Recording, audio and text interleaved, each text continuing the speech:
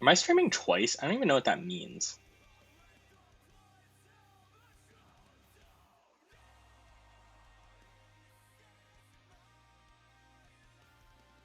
Oh, hey, Viren, what's up? Yeah.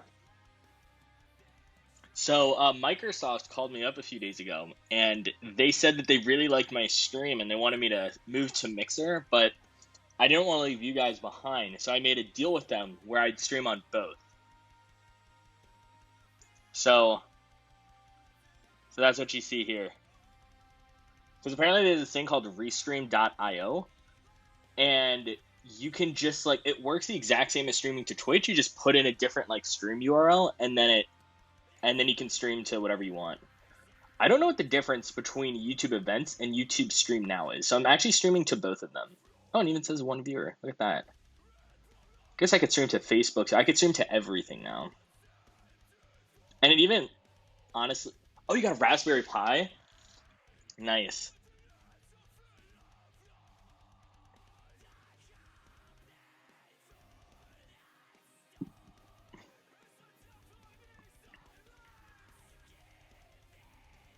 Which Raspberry Pi did you get? Oh, that reminds me. You know what? I actually need to do some stuff on the on how do I change the title?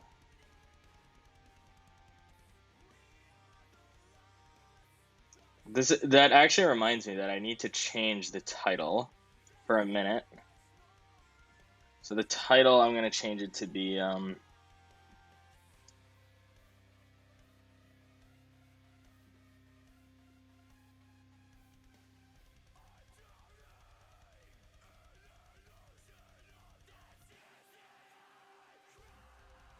whatever. I'll just copy this.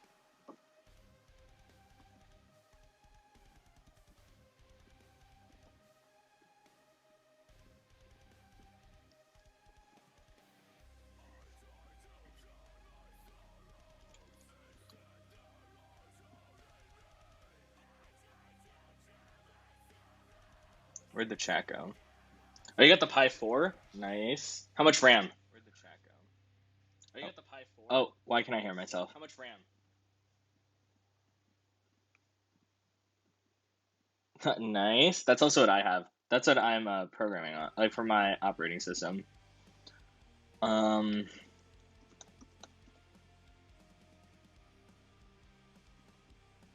yeah. Well, I mean, you know, I figured you guys would like that, because I figured you guys want to hear as much of me as you can.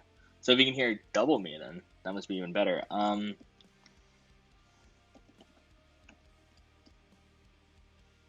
So what are you gonna use your Pi for?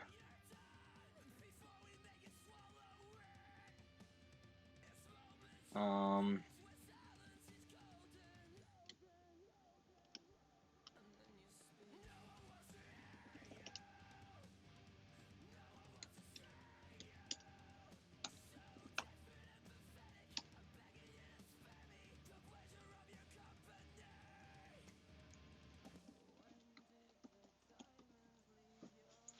just experimenting with stuff. Oh, that's so cool. Well, let me know if you come up with any ideas. Like, what OS do you use now? Do you use Windows as like your daily driver? I'm currently down like CPU benchmarks. If I can even benchmark it, so I can compare it all. Yeah, oh, yeah, you can definitely benchmark it.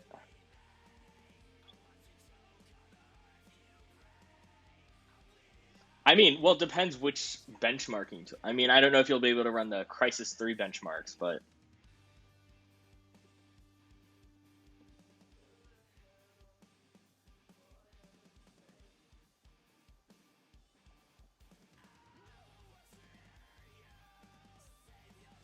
I think there's just like a benchmark thing that's like is this gonna work? No, I'll have to take manual control of this for a minute.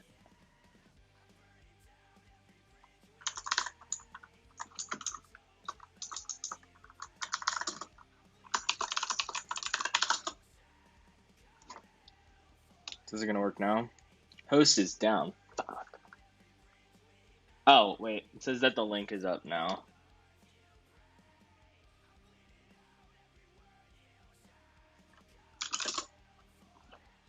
It says that it's up.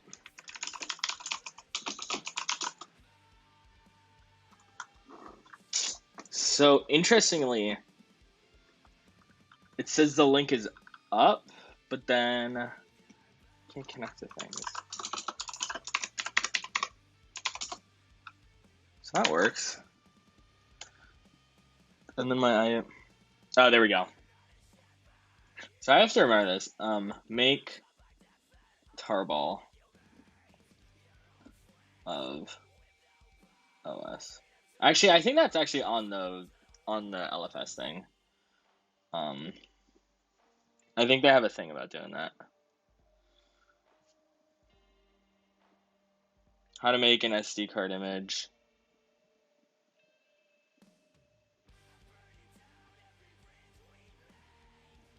I did this like a couple of weeks ago. Like on the root directory.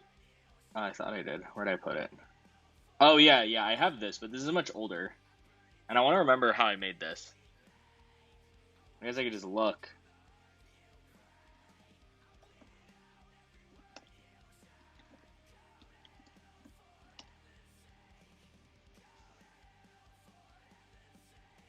Oh, it's not there anymore.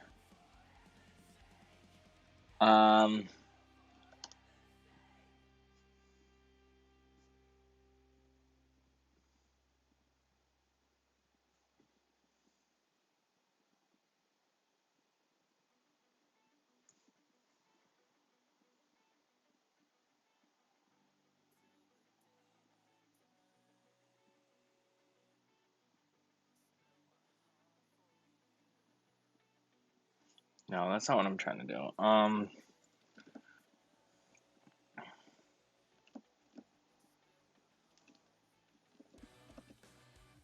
I saw a guide somewhere. I followed a guide a few weeks ago.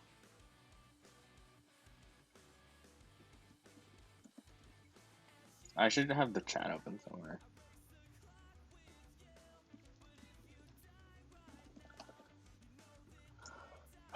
Well, it's ARM. Yeah, I have. Yeah, I'm not. I'm in my OS now, but no, that's not what I'm trying to do.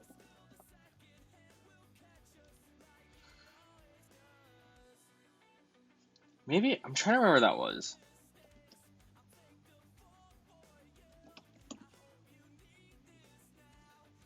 I know I could just try to figure it out myself, but it would be easier if I could just follow the same way that I did it before, because I like that way.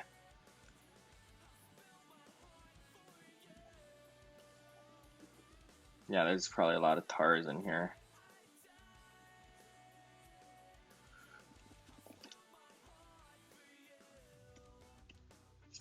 Alright, I'm gonna need the table of contents for this.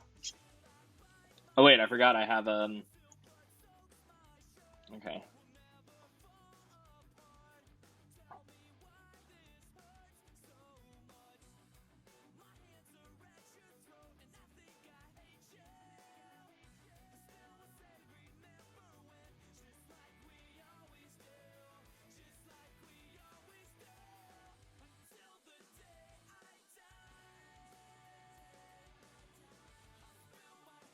Maybe it was in the PyLFS thing. And I just wasn't looking in the right place. Like maybe it was here.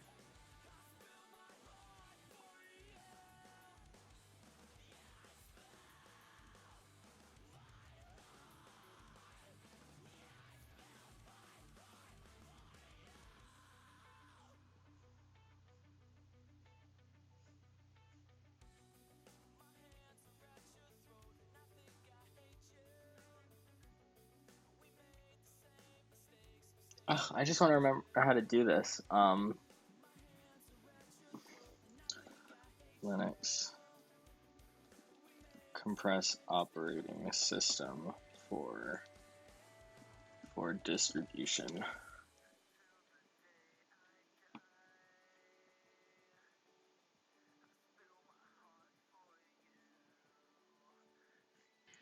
Is there like a limit to my bash history?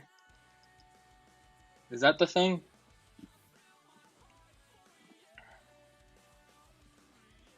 I wish I could figure out how I did that.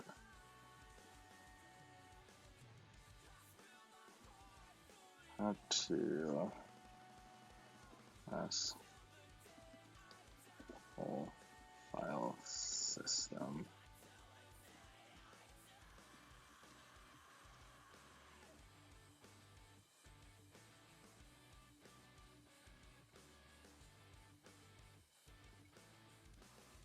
You know what?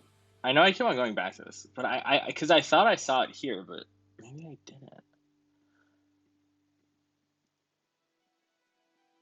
Because it's not this part, right? Because this is saying how to.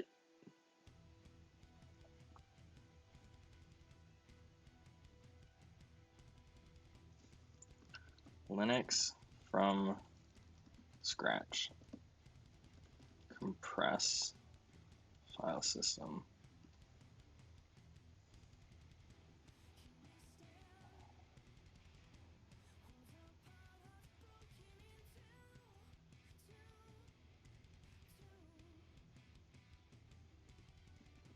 Or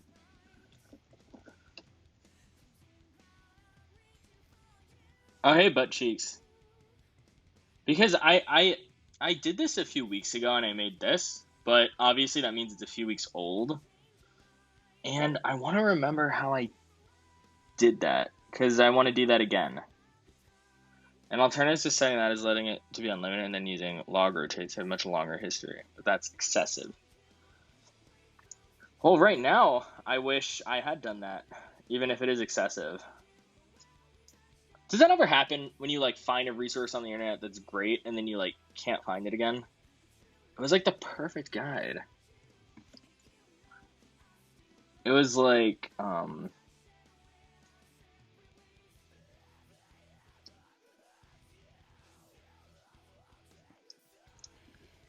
how to compress entire file system Linux distribution. I know I did like some XZ stuff and I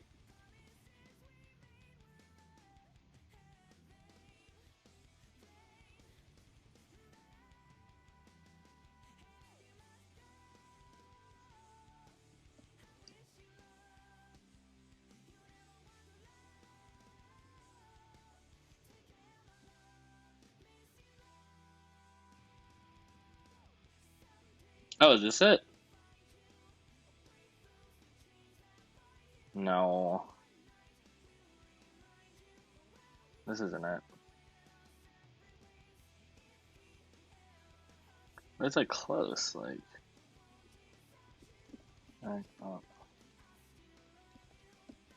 Linux file system.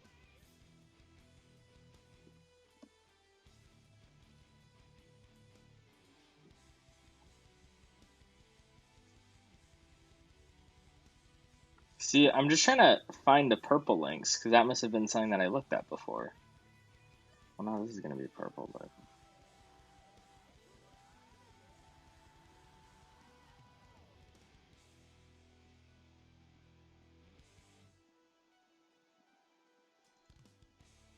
yeah, and then you gotta like compress it or something. Like I know, like I just wanted to find that one guide, but I can probably figure it out, especially with you guys to help, right? How much? Man, it's been so long since I've done this.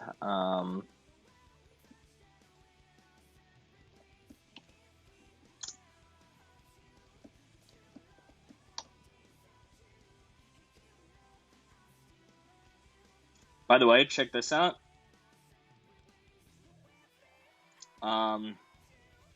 The whole operating system said and done, 356 megabytes. Not too shabby. It would be a lot smaller if I didn't also like have all the source files, but like if you look here, these are like the source code from everything in case like I wanted to get it again. So it would be a lot smaller if it wasn't for that.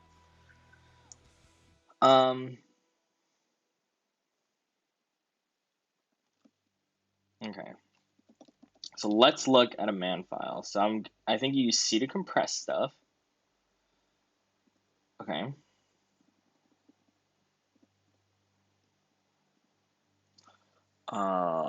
Yeah, so C is create.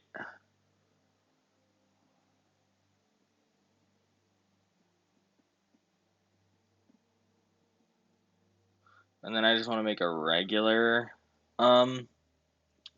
old file system archive. And then I'm trying to remember how to like exclude directories because there's directories that I don't want in there.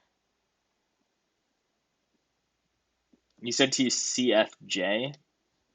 What is that? Oh, so F is F is like the type then.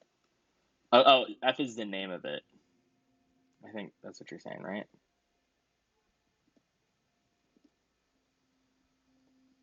And then what's J? Oh, is J just the J is the type? Yeah, so that's XC.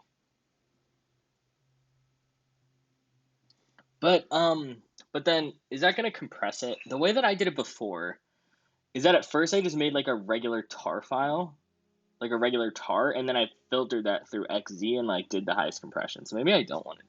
What if I just want a regular tar? Like how to compress file. I'll just look up and search for a directory.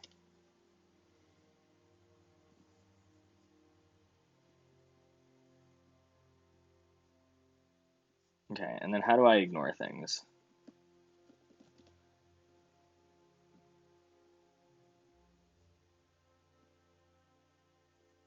Okay, that's for zip.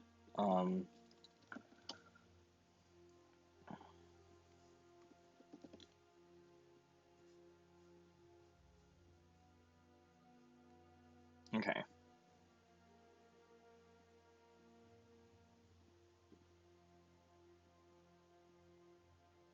Yes, I'll create tar and XC compress it. Okay, I guess I can do it that way. I just kind of want to do it the way that I did it before because I actually found that way very satisfying. And I'm annoyed with myself that I can't remember it because I think it was like I just remember it working very well because what I'm trying right now, just like sort of like doing it like I would any other like directory, I was having problems with it and I was getting like kind of annoyed. And then I found this one way of doing it that like worked smoothly. So I think I'm sort of just repeating my past mistakes, but whatever.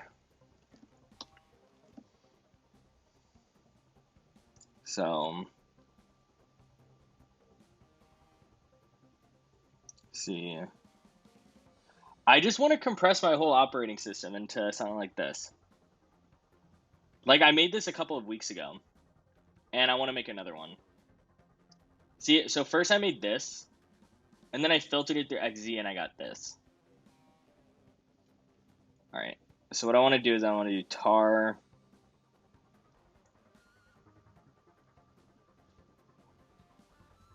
And then what is? Oh gosh, Z is GZ, right? Is that what that is? Okay. Tar CVF.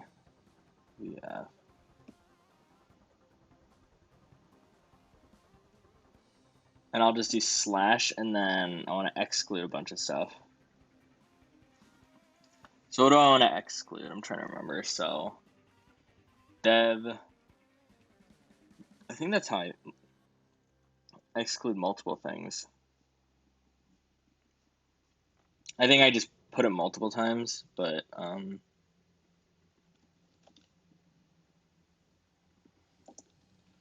Linux tar directory exclude.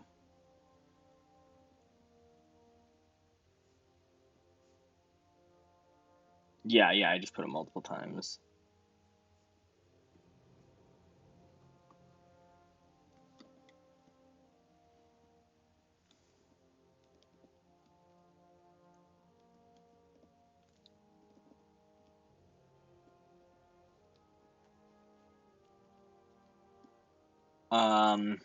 What else should I exclude?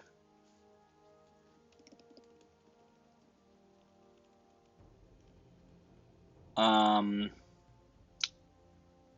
let's see.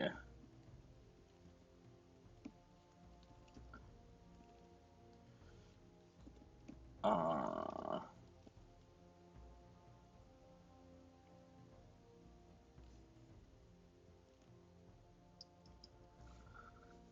mount proc run. Oh, yeah, yeah.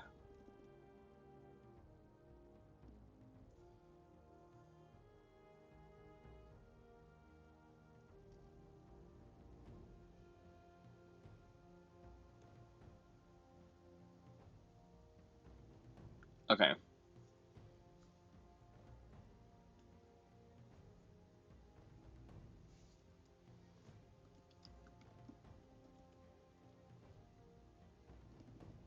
Oh, actually, I think I also want to exclude all the, I guess I want to exclude my previous backups, right? So,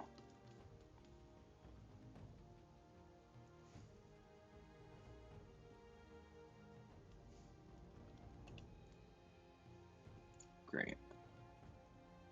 Sorry, BKT cannot stat. Oh. What? Okay. Remove leading slash from member names. Well, I would do that if he'd let me cancel this.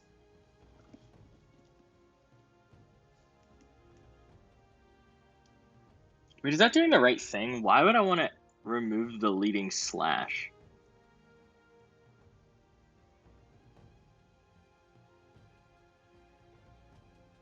Because I don't. Yeah, I don't get that.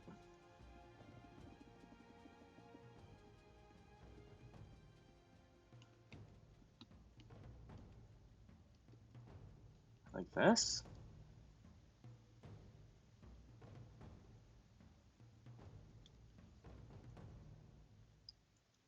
What are you talking about?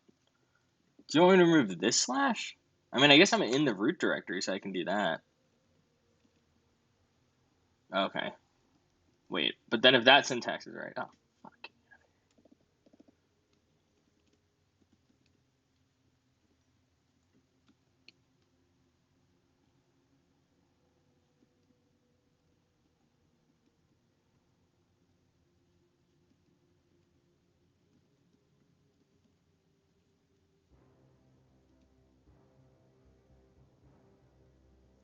Okay. Wait, I thought I said to not. Wait, what?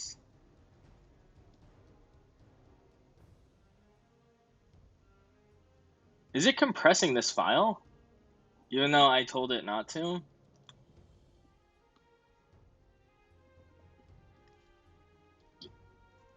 Can you not do the expansion there?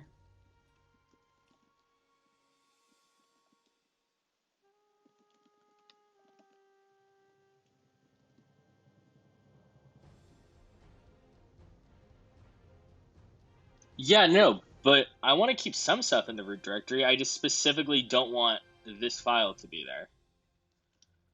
See, look, what's going on? Why is it trying to compress this file if I told it not to?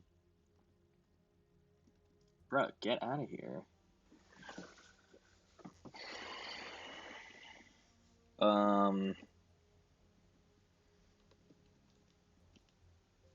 Oh, I guess something else I probably want to exclude is itself.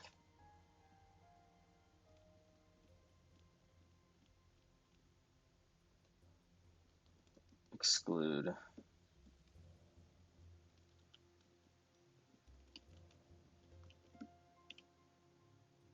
See it? What the? Tar not excluding.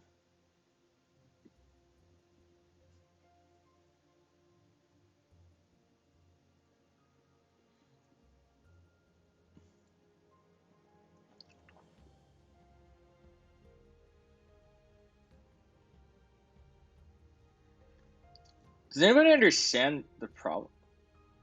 The home. No, but I'm root.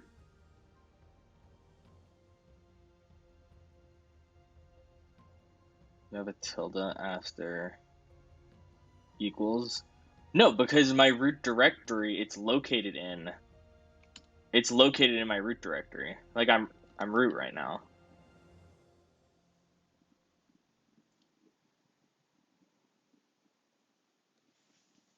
So I'm trying to exclude it, but it's not excluding.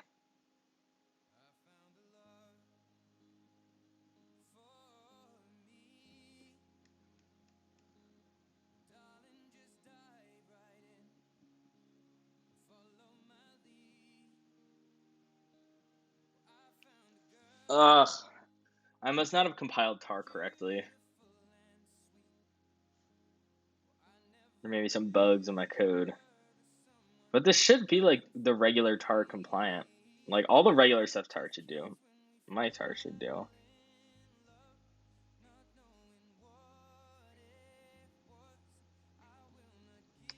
Like I could do /root, like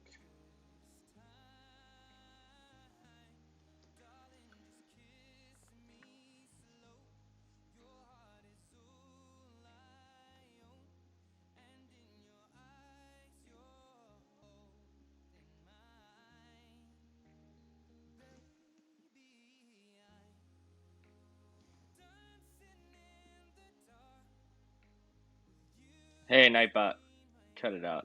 Try exclude. But why would it not work if I specifically said the file? Like I'm specifically saying what I wanted to exclude.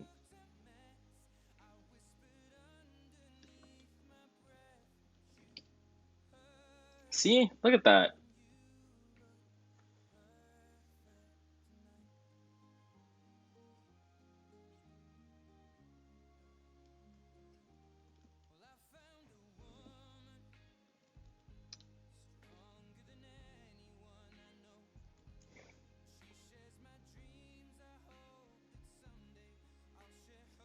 Cannot have any spaces after the last exclude.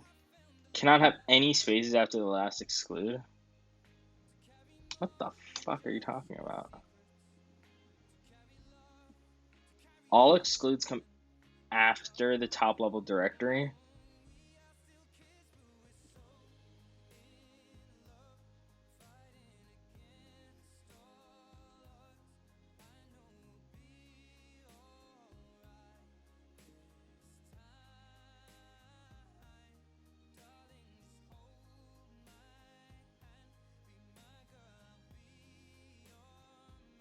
I am using full path names everywhere.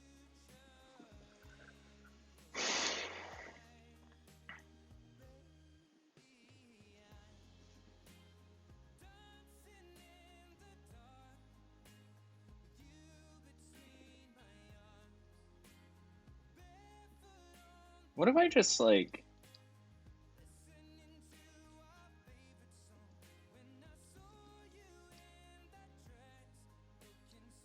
Oh, that works. I don't know why, but for some reason I can't put the path in. But if I just put like the name of it, oh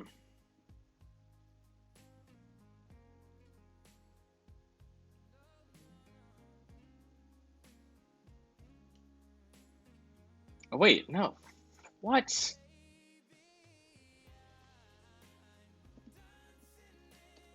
That worked for one file but not the other? Oh, I'm sorry. I'm silly.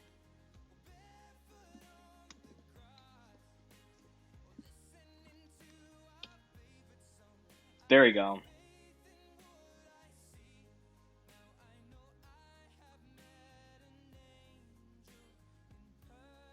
You know, why don't I exclude all the sources? Or maybe I should keep the sources. I can't decide.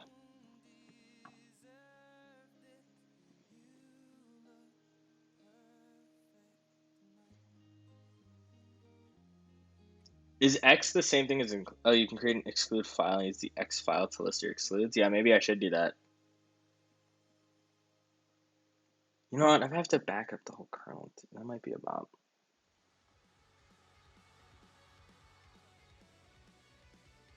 Unfortunately, I don't have like screen or tmux, so I'm just gonna have to SSH into it again.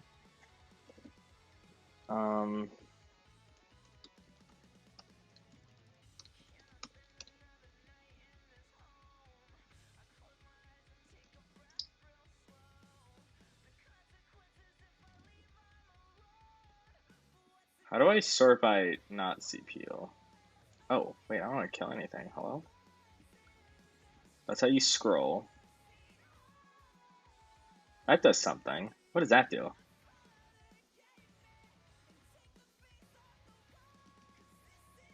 I'll figure this out. Don't tell me. I got this. I got this.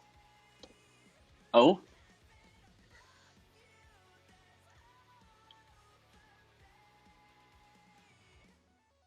CPU? What? Still not sorting by the right thing.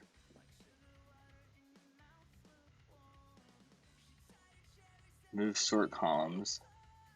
Toggle R sort. Oh, there we go.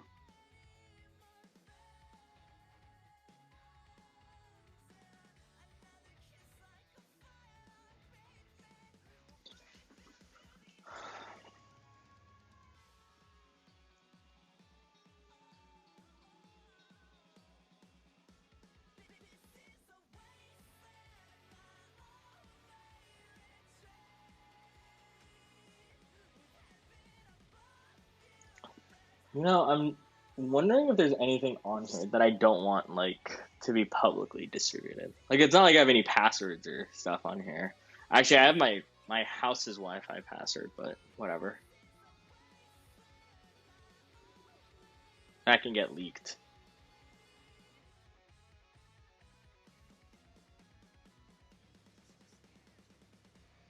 RV7, oh, unknown.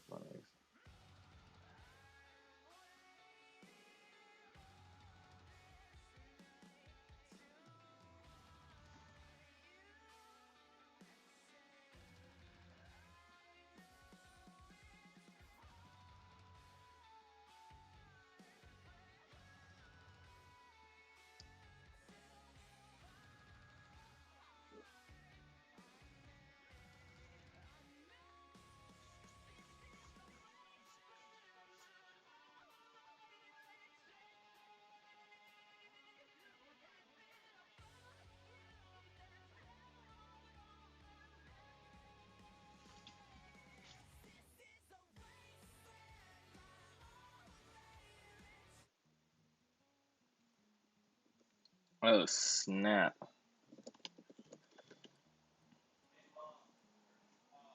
That's a banger right there.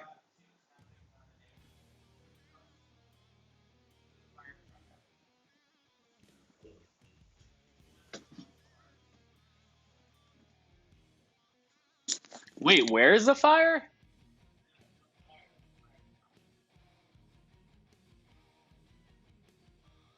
Where?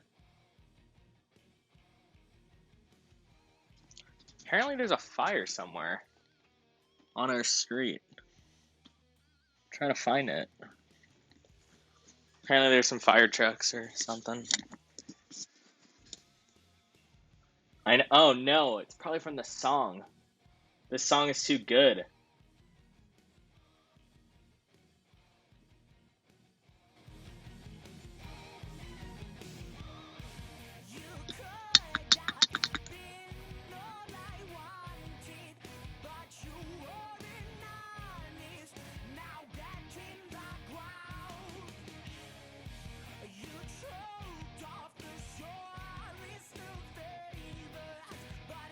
It's only a fire. That's like the IT crowd thing about fire. All right.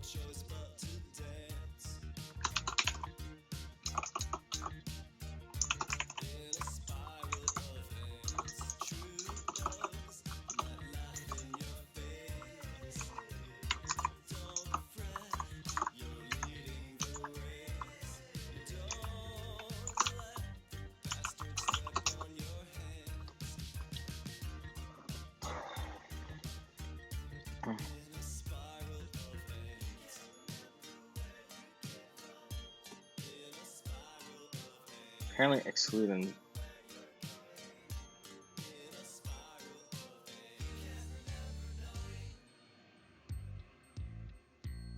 So you think I should cancel this? You think this isn't gonna work?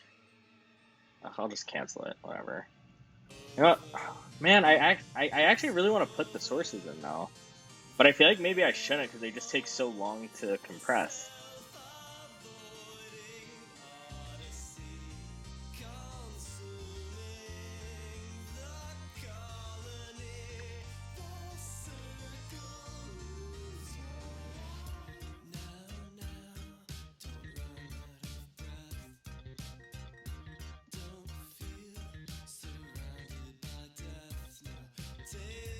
See, what the? No, get.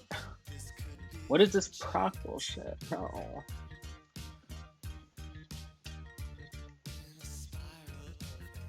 Okay.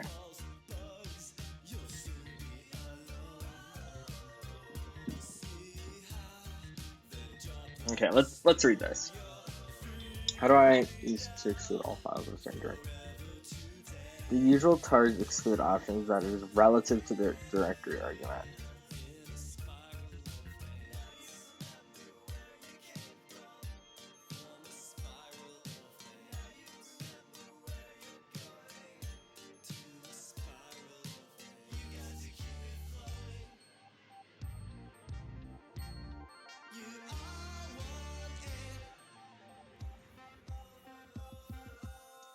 Okay.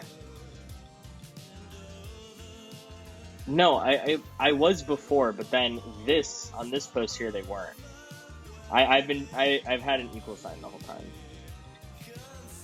until just a second ago. But like, is this? Oh well, of course this. Okay. So.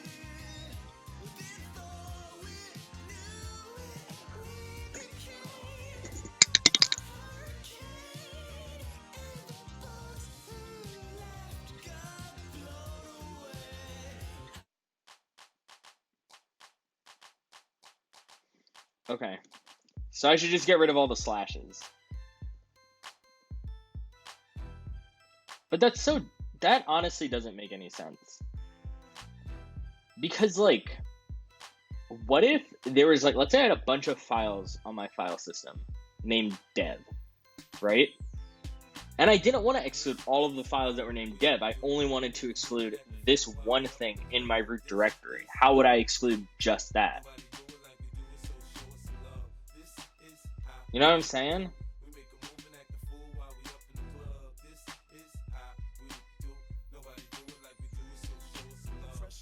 Oh, sorry.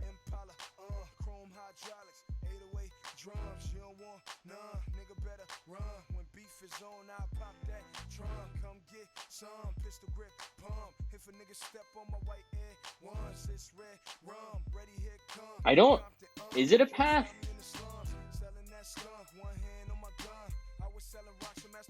I don't think so because it's not.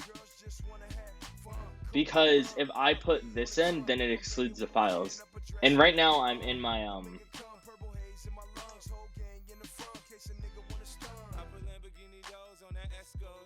because look, if I well, this doesn't count because I just did this, right? What I want to do is that I want to exclude these two files, and if you remember before when I was trying to put the paths to these two files, it didn't work. But then I fixed it by just putting in exclude this file name, and then it will exclude that file name.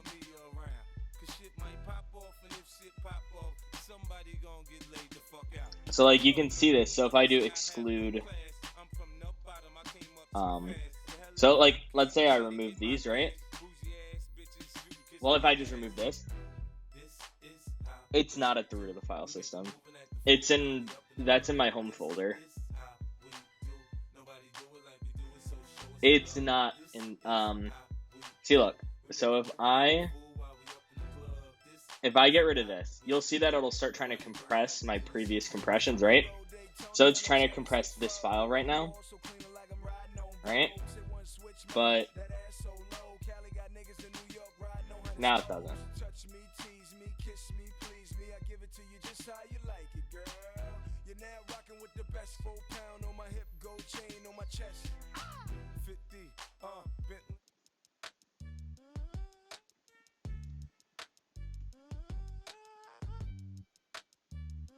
So that's what I'm saying. So I guess the only way, so there's no way to exclude a path. It just has to be everything with that name, which is very annoying.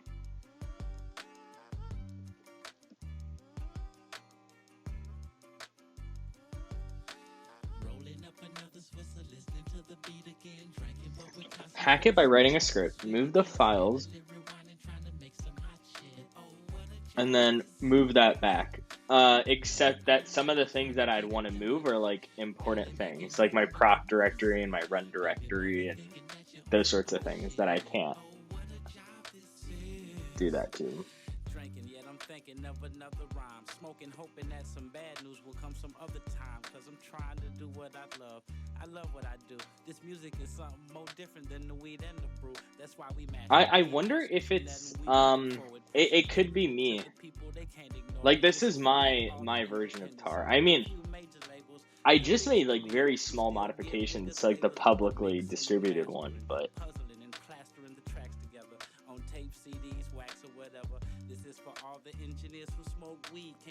like I hope there's not like a file called like dev or run that I need that I'm excluding, because I'm actually working with a partner on this project. Well, like so she just got her Raspberry Pi, so she's ready to get started with helping. So she wants what I have so far, and I don't have multiple Pis to like test this on, to like what my archive. So I'm just gonna compress this and then send it to her. And if there's files that's named run or dev or something that like she needs and then it's not working, it's gonna be so hard to figure out.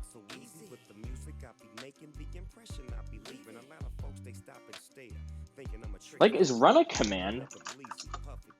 Okay, run command not found. So hopefully it's not. Is dev a command? Like, maybe that tar exclude path. Somebody said that real G's go to heaven, so I'm gonna keep spitting the truth on these fools like a reverend. Stay open like 7-Eleven, that's 24/7. When you need some hot shit, stop by and get you a beverage. I'm serving my rhymes like nickels and dimes. Plug it in, let it play, and let me blow your mind. It's the dominant conglomerate, prominent, and I'ma get what I gotta get. Twist another sweet and pop to the beat. Maybe it has to do with that. Like, maybe it's the ordering of it.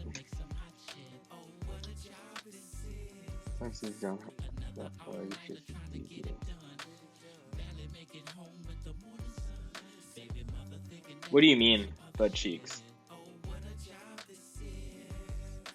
Like, I know I could just copy the whole file system or like the whole like partition. The reason that I'm not doing that is because, I mean, I guess it wouldn't be terribly hard, but I want it to be like compressed. So if I copied like all the blocks, I'd have to like shrink the file system, then do DD, and then expand the file system again to what I want it to be, and that's sort of a bop. Because I mean, I have multiple partitions on the SD card. And also there's stuff from other partitions that I want. Like I'm copying the boot, like the /boot directory, which is actually like a mounted thing.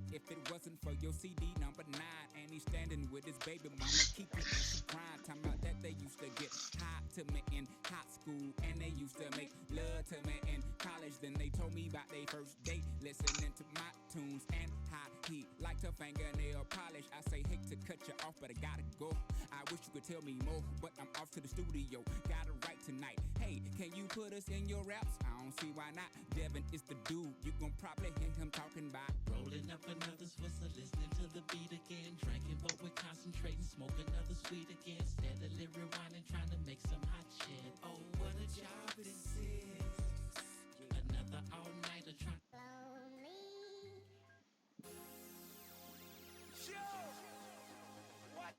Yo, man, it's a lot of brothers.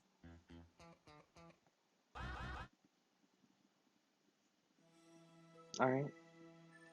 Well, with DD, you could just make an identical copy of the C card to move to another and not worry about the content process of all. Although I guess you could do that with any.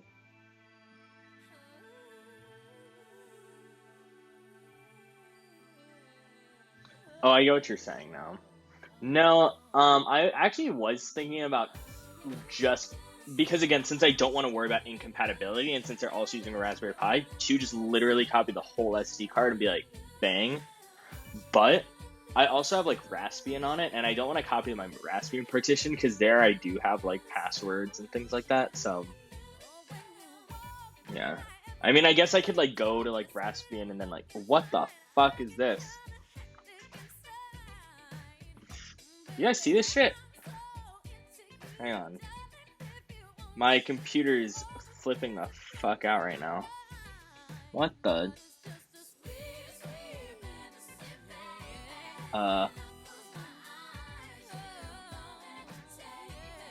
Look at this. It's printing out all of these register. Uh-oh. That's probably not good.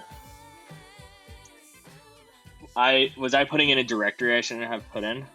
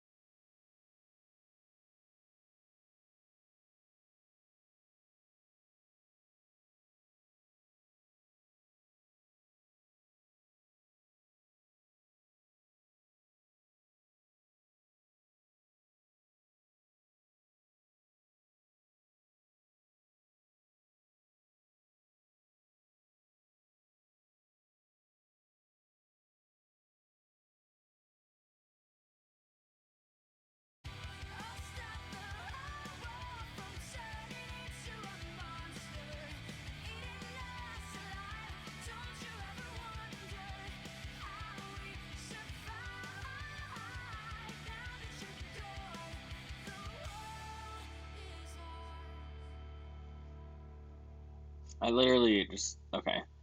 The only two commands I remember using last time is that there's a command that said the compression level, which I want to set to the highest, and then it was how many threads to use. That's all I want. Oh, and also the verbose flag. Okay, well, I know I want the verbose flag. Oh, adjust compression level.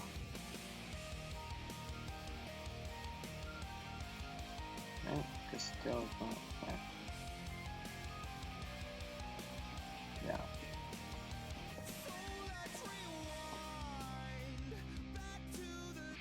Just tell me how to do it.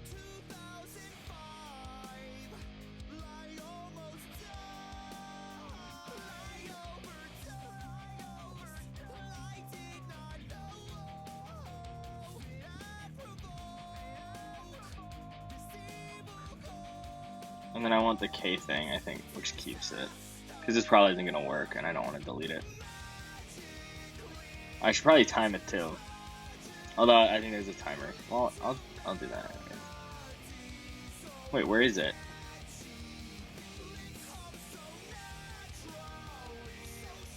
Let me make sure I'm doing this right. I'd be very annoyed if I, like, deleted this. Well, not that. It actually didn't take as long as I thought it was going to take.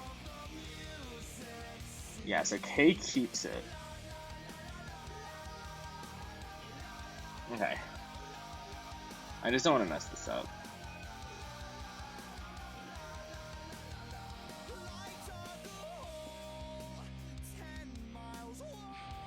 I actually thought this wouldn't work. This isn't what happened last time. It, like...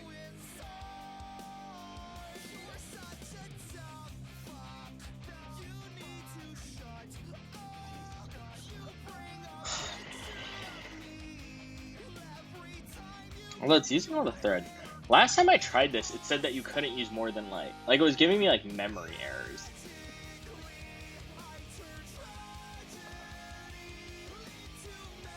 Let's see.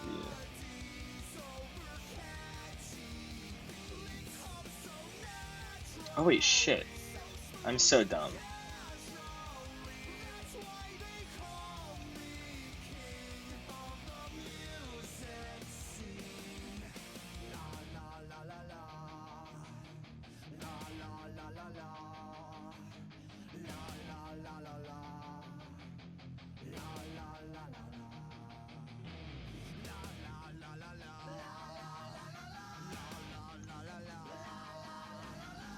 I meant to do 9.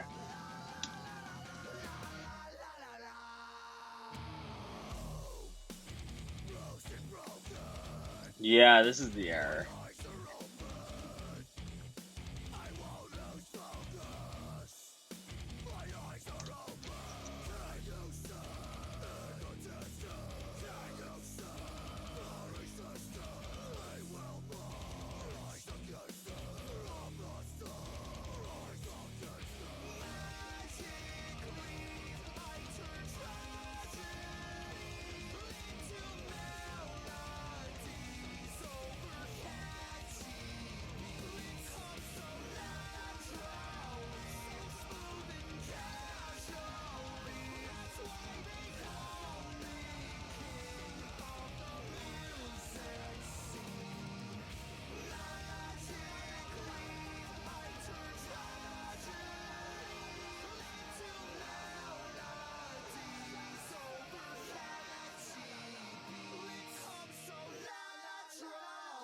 "44 minutes."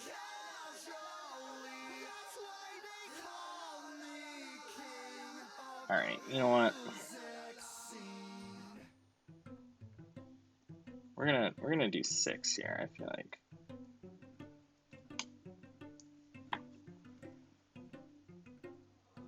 Oh. Okay. You know what? I could probably also have 4 threads now.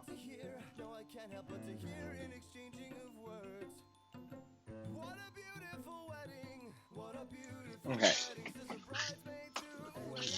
28 minutes is more like it. Although, maybe I'm jinxing it. Uh-oh, I'm jinxing it. Not 30. Well, it was gonna take 35 minutes before anyways, so hang on a second. And I'm putting an extra thread in here.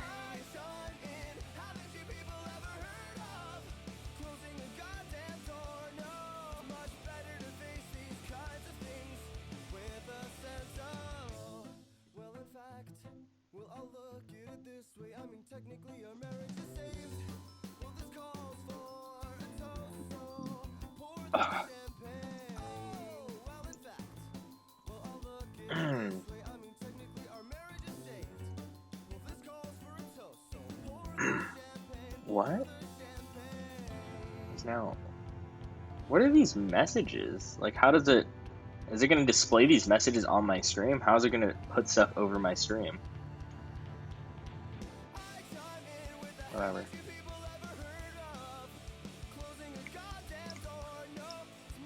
You know, it's interesting that I've never been on Mixer before, but apparently now I'm streaming on there. So guys, let's jump over to Mixer. Check out my stream. I'm not even signed in. I am signed in. Yeah, I'm live. Check this out. Do I have any people watching on Mixer? I'd feel bad if I was just ignoring everybody. Like, if I had like 100 people in here and I was just ignoring them all.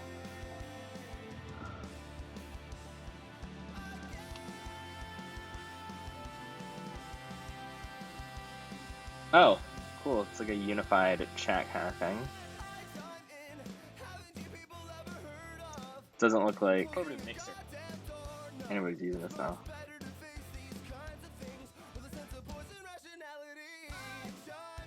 Yeah, well, it looks like nobody's here. Although one person once saw this.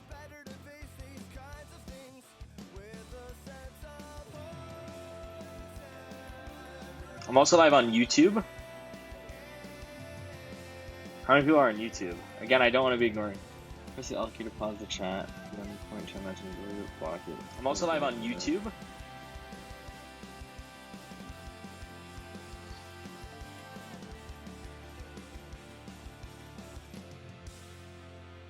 So what's interesting is that if I send a message in the chat, it looks like it sends it to, like when I posted that email before, it sends it everywhere.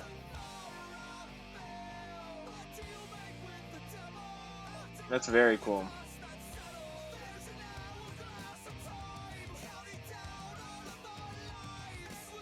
That's very... Huh.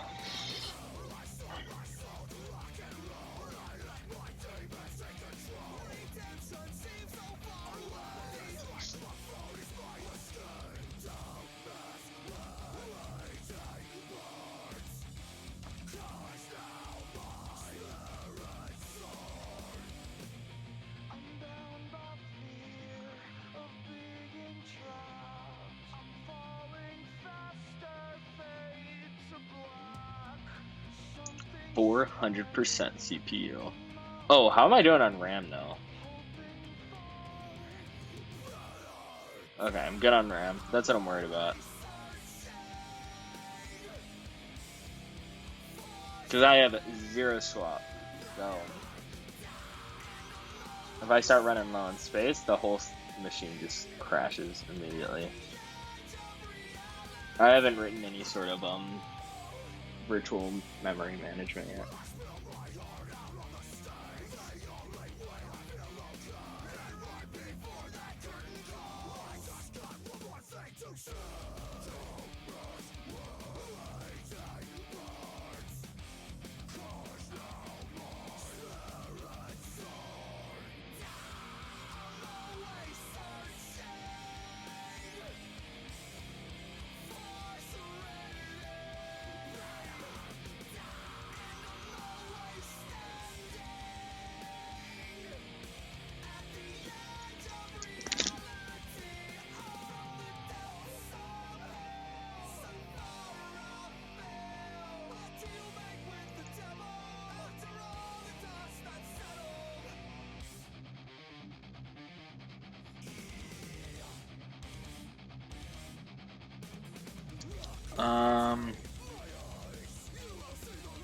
Now what should I do in the meantime? Is it because my Scala starts on? I'm actually kind of tired though.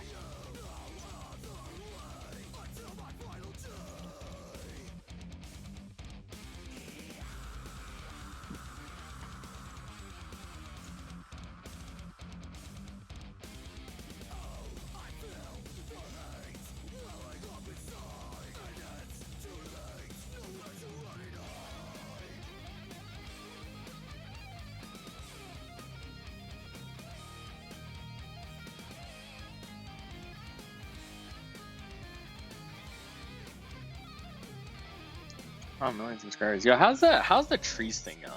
Remember that? How many trees have you guys planted? Oh wow, you know what? We may just hit the goal. Who's earning the most trees? Toby Lutke? Who is Toby Lutke?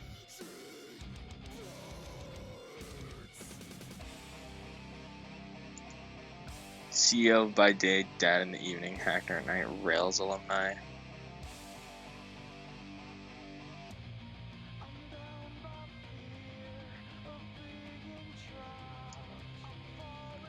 What is Shopify?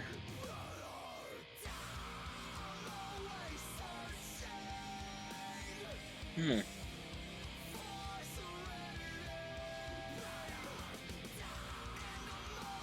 this guy?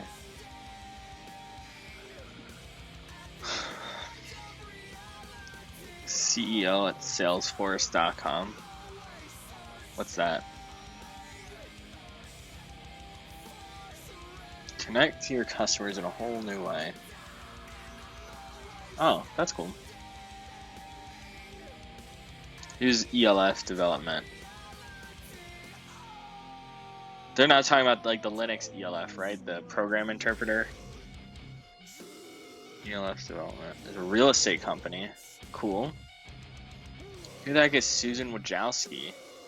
Sounds like a character from Monsters Inc. Oh, the YouTube CEO. Oh, that's nice.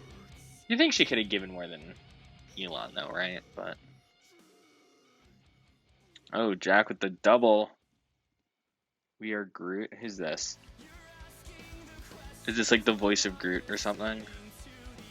No, he's the CTO at Shopify. Okay, so Shopify's going in.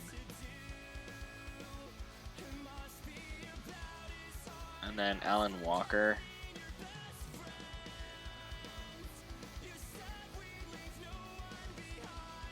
Oh, is he, he's another YouTuber. What kind of YouTube videos does he make?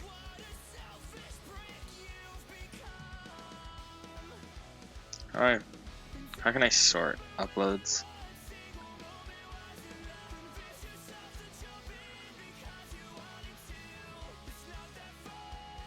Okay, anyways, cool.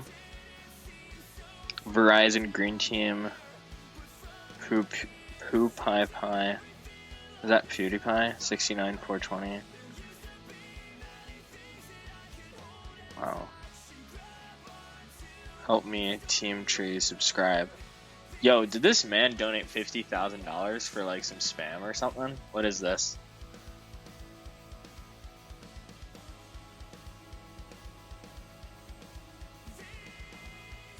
Can you donate this for me?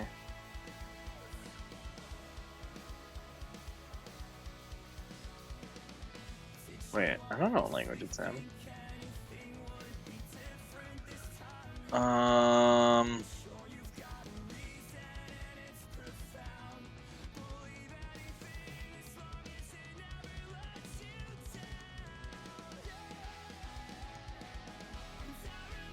It's not going to translate.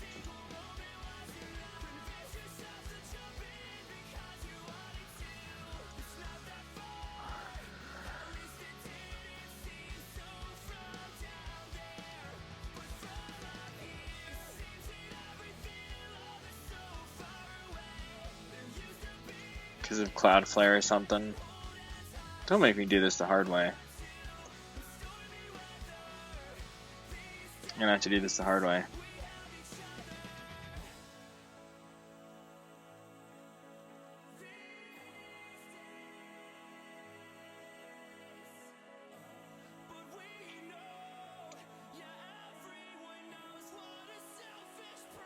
Betting site is preferred. Oh, is it? Are people gambling with soccer? Is this what this is? Some sort of soccer gambling site? Creating the overall site, there are options and we're betting casino, live casino. Wow, these guys are straight advertising for trees, but they gave $50,000. I wonder if that's like worth it. You know, like I don't know how much people spend on like marketing. I mean, this is like a big like campaign, so I wonder if Like, is $50,000 a lot of money to reach an audience like this?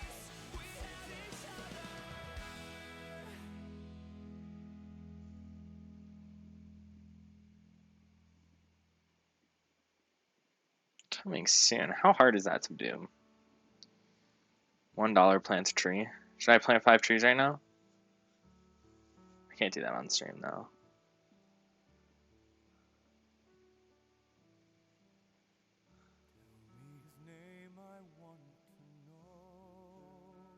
How's this going? 20 minutes left. How hot is this? I wonder how hot it is. I can't tell because I don't have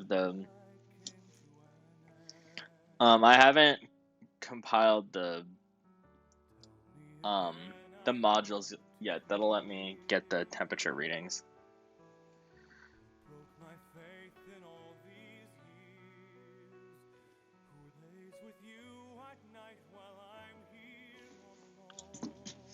I guess I could touch it, see if it feels hot.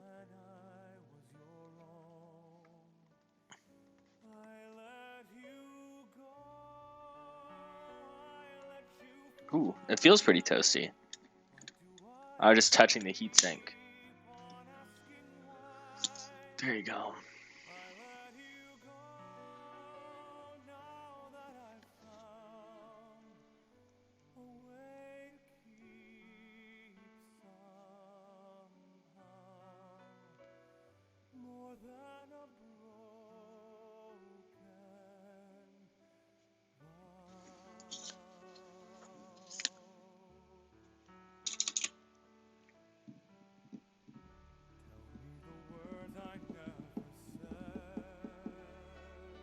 Million and one trees, that's insane.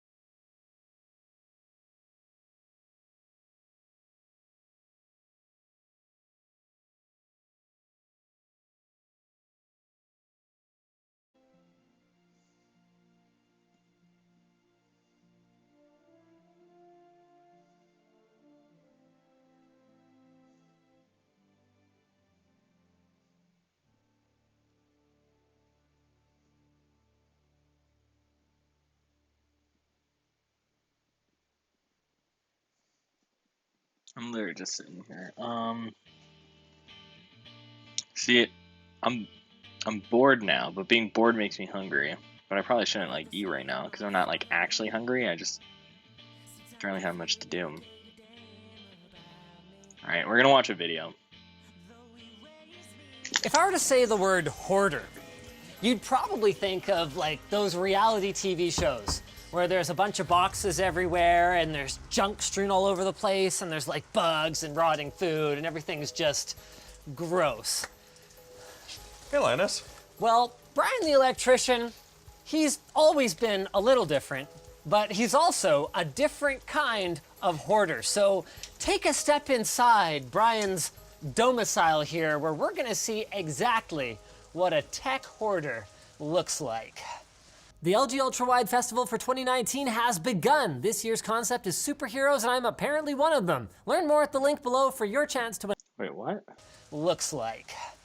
The LG Ultrawide Festival for 2019 has begun. This year's concept is superheroes, and I'm apparently one of them. Learn more at the link below for your chance to win an ultrawide monitor and other great prizes from LG.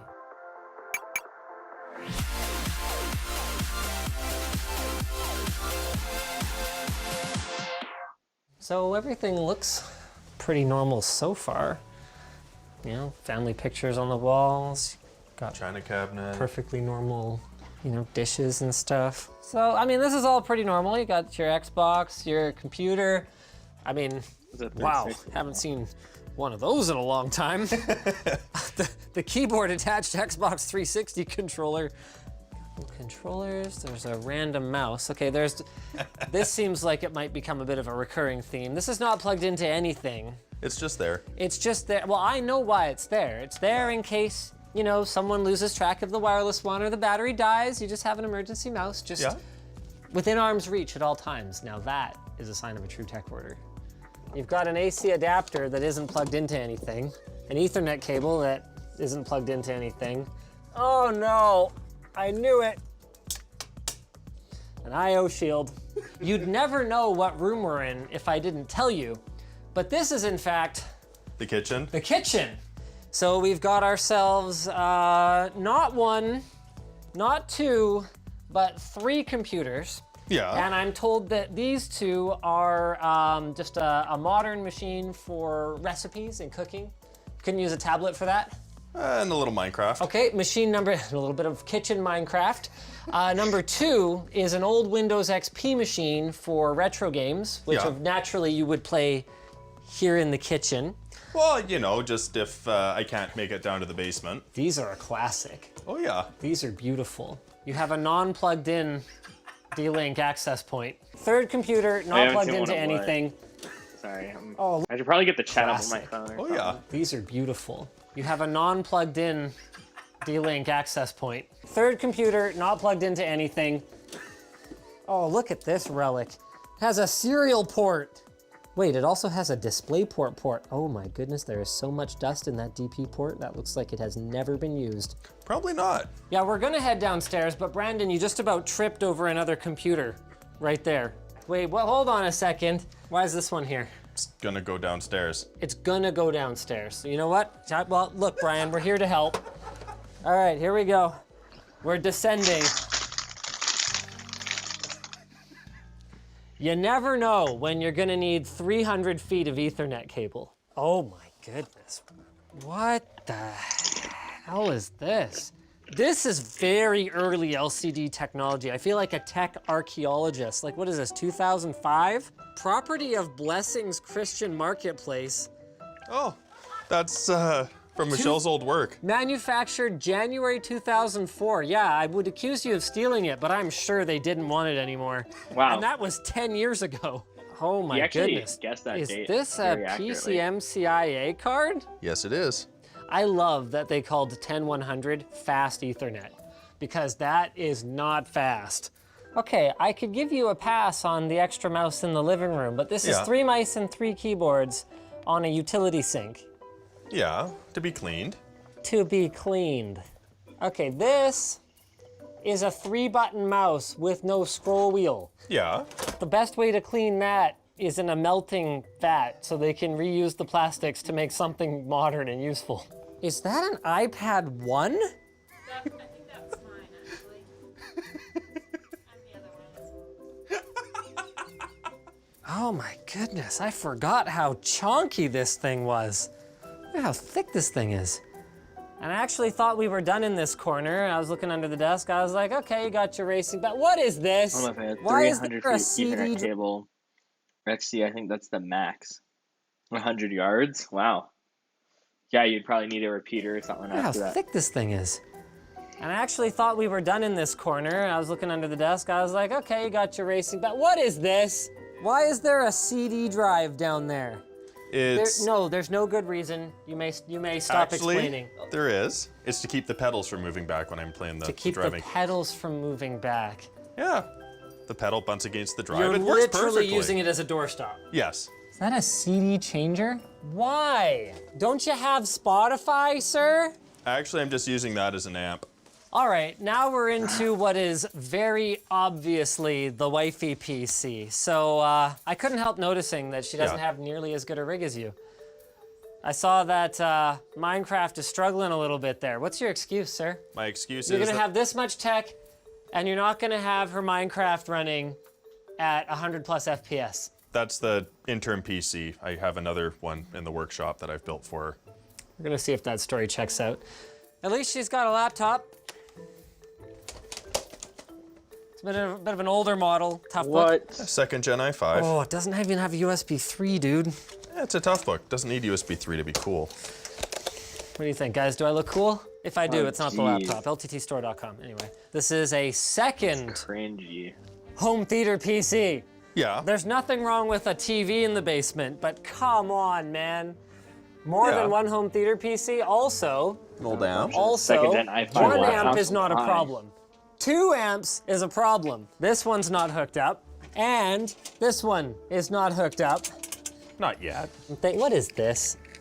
For the printer. Oh my goodness. I had a LaserJet 6P. Wait, why Still did works. the 10 printer years need ago, a and it display was connector? used. You guys may not know, this is a gravity-fed model laser printer, which means that the print reliability, while the text is very crisp. All right, what sort of things do you run on them? The toner cartridge in this, I got filled back when I was in high school for $40, and it's still on the same fill. Right, but that's because you're not actually using it. Not right now. I used it for a lot of years. Still going. So I'm gonna have to knock a few more points off for these speakers that are next to a TV but not actually hooked up. And Not then- yet. And now it's time for the workshop. Now, Yeah.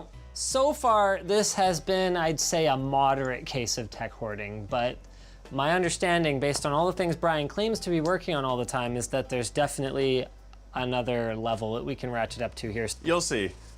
Ow.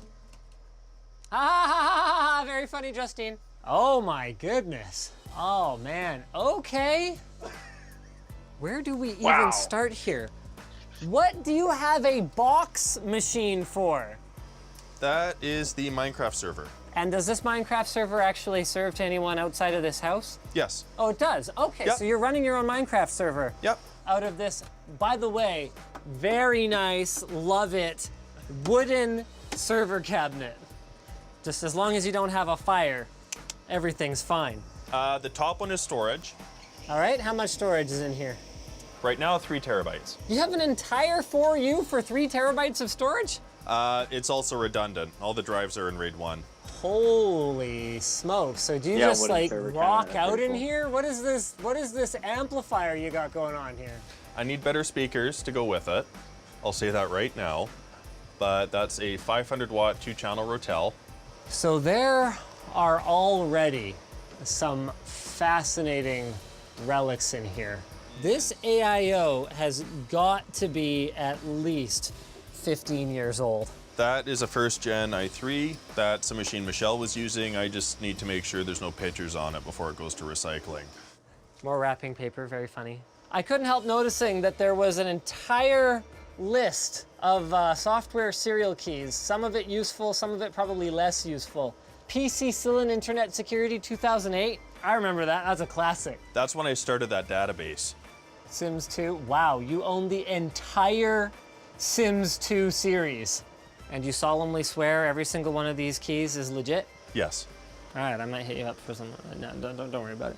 Windows 95, Windows 98, and 98 SE. Okay. Now this is something I think we can all agree can just be thrown away. So you work with an electronics recycler, but to do what? To just hoard more? Yeah, it's Yeah. I rescue machines I find interesting that I actually have an interest in, as well as any stuff Oh that my I don't God. have room for or I've lost interest in or that doesn't work. I'm able to bring it back and get rid of it. Got it. The motherboard on the wall behind this screen, Yeah. that was my first machine. Really? That board was in a computer that my dad bought new in '95. Wow. And then when he got a machine to replace that, it was handed down to me. Since then, the Braille battery leaked out onto the board, wrecked some of the traces. I hope to find another one, but I still have the rest of that machine, which is up on the shelf. It's the old Comtex. Oh, interesting. So that machine started all this. Look what you did. Oh, interesting. So this is like VGA capture. What could you possibly hope to do with this kind of stuff? Well, at least this one's got VR out. I mean, some of this stuff wasn't even good when it was new. Sound cards. How's that for a sound card? Look at this thing. It's got a RAM slot on it. Old AWE32. Look at that. Gold Star. Didn't they become something else eventually? LG, that's right. Lucky Okay. Gold Star. Nuts. So this is from 1995. So if you're complaining about how your RTX whatever doesn't fit in your case and needs to be so big. So this is a modern graphics card. Yeah, it's a little bit on the thicker side, but in terms of the actual length. Oh, does this Quadro 6000 work? Yeah. It does display. I haven't booted Windows up with it yet. Damn, Daniel. Okay. Floppy and IDE cables. Yep. Oh no. Got a thermal paste rag in here. Got some random modular power supply cables. Yeah. Got some more ribbon That's- cables. Got that's- some overflow. That's the mix drawer. So there's actually some decent stuff in here. That's an HX1000. Yep. Piles upon piles of AMD coolers. This is like some socket. Holy crap, this is socket 462. So basically that's why you have 3 terabytes of space, because this is all just like Recycled drive. recycled drives. And that's why you run RAID 1. Yes. Because this is all recycled drives. Exactly. What's this Fujitsu? 2.57 gigabytes. Yes, my friends. Look. This is back when, 100 or even 10 megs really Check counted. that out. Or this one. Seagate Medalist, 631 megs. So this is probably similar to the drive that was in my family's first computer. Yeah, so this is probably around the neighborhood of my family's like upgraded drive in our 386.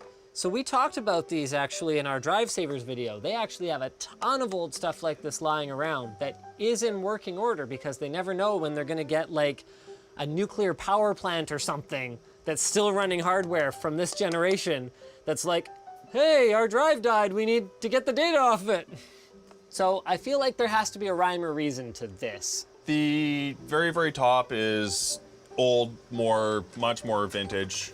Socket 7, socket 3. Sure. Wait, is Sides are this going a little outboard cache? Yeah. Wow! Coast module. So guys, Cache? cache that's didn't not used to on be the- integrated right next to the CPU. Instead, you had to actually install cache. Now, the What? theoretical benefit of this is that if Why- your what's the CPU difference didn't have between enough that and cache for your RAM? workload, theoretically, you could upgrade it with more cache down the line. Optical drives for Then does it have days. what's the I difference? just purged a bunch too. Did you now? Yes. Couldn't tell. Got some of them iMac. Wait, I didn't hear what he said. If your CPU didn't have enough cache for your workload, theoretically, you could upgrade it with more cache down the line. Optical drives for days. I just purged a bunch too. Did you now? Optical Yes. drive. Couldn't tell. Got some of them iMac power cables. Do these work? Those ones I think have graphics issues, so I'm probably just gonna salvage the drives and RAM out of them. And Bummer. That's the thing about all-in-one computers that's so frustrating and wasteful, hey? yep. As soon as they stop working, you can't even use them as a monitor. Although some of the older iMacs, I think you could, but not the newer ones anymore. Is that an EPC manual?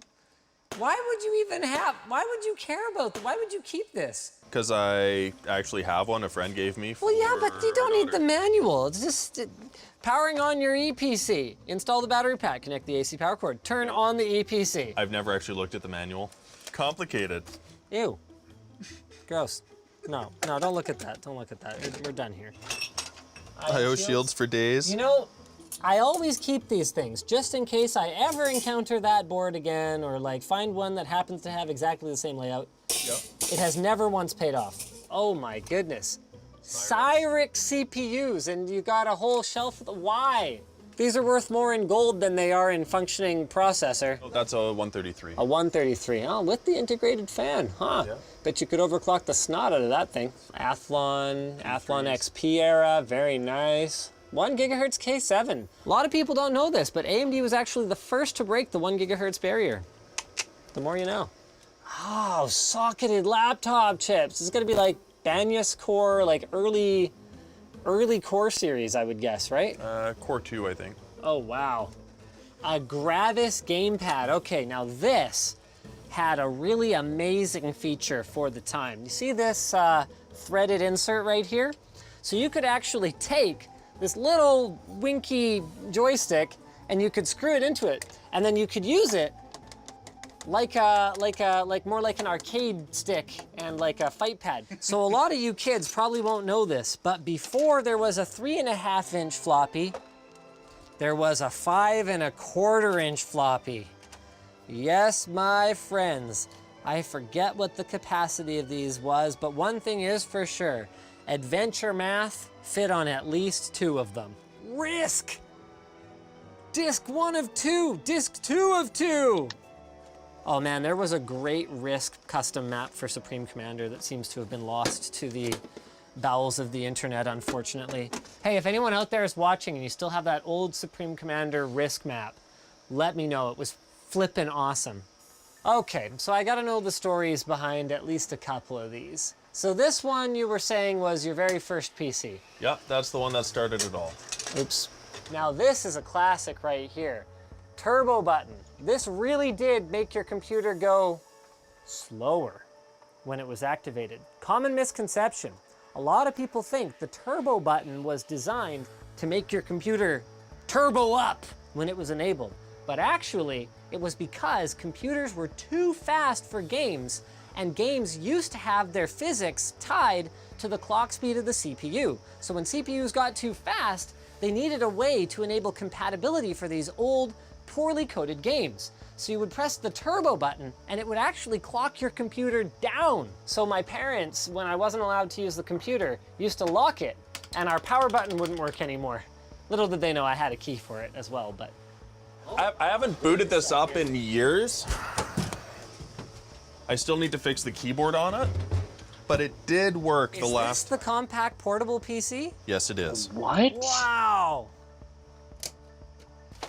No way. So guys, Oh my the way I gosh. could actually tell, not because I recognized That it just looks like a immediately, regular was just PC. because Like a regular I knew tower. that it had a handle on it that looked just like this. So there you go, the entire back of it is the computer. There's your 5.25-inch floppy drive. There's your, I don't know, what is this, like a 7, 8-inch CRT I monitor? think it's an 8-inch. It's green monochrome. And you've got a brightness dial. Yeah. And this is actually the Plus model. It has a hard disk. Technically, they're right. It is portable. Okay, so to challenge Brian to prove that there's a use for this collection, I said, okay, find me a game I used to play. I want to play me some Commander Keen right now. So he pulled down this 486, and this was what particular variant? This is a DX2, so clock doubled, 66 megahertz. I'm surprised you. EGA Trek. Look, I used this crap. Remember when the speaker was built into the computer?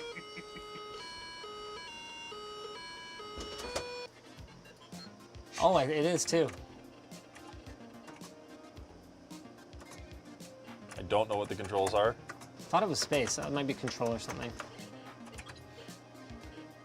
Oh. That it looks like some demented dog. What is this? What? I'm stuck. What the you need the key.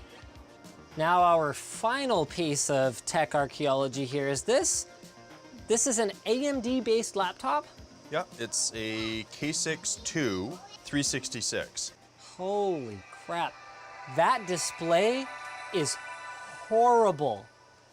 Even with the pointer trails on, or even without them, you'd basically have Pointer trails are off. That's not pointer trails. Oh my goodness. It's horrible. Are you sure they're not on? Positive. Can I double check? You can double I check believe all you want. But can I double check? Oh wow, they're off. What if we turn them on? What? So that's just the monitor? The monitor itself just has that trailing. That's awful. How far we've come. So imagine this. It's after midnight and someone's knocking on your I actually have a couple of these. These are very nice. Massive thanks, Brian, for showing us your little tech museum here. It started out as Tech Hoarders and ended up with Tech Museum Hoarders Edition. If you guys enjoyed it, drop a comment below, get subscribed, all that good stuff, and I will see you in the next video. Want to say bye to YouTube? Bye-bye. Hi, Mom. You know, hi, Mom. No? No.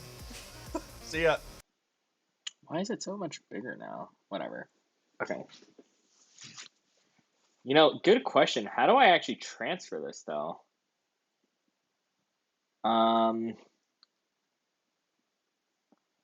do I get this file off of here? Maybe I will shut it down, take the SD card out, and then put it on like Google Drive or something.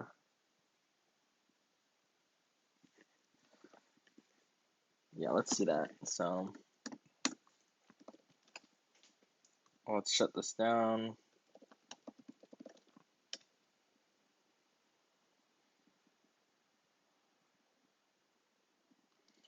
Sending all processes the term signal. Sending all processes the end signal. You're not going to kick me off, or you're just going to... Okay. So now I can turn it off. Grab the SD card. Grab my dongle.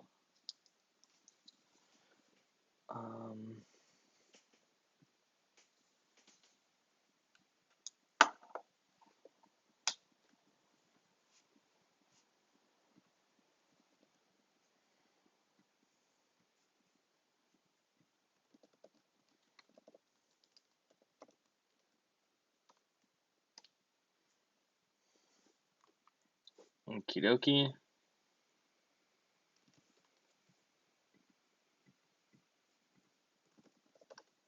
Did I already mount it?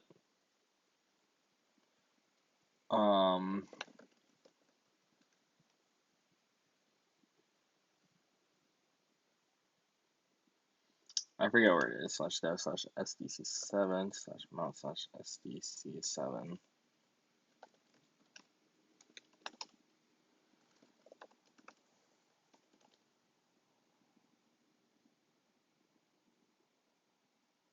Huh? Where's my file?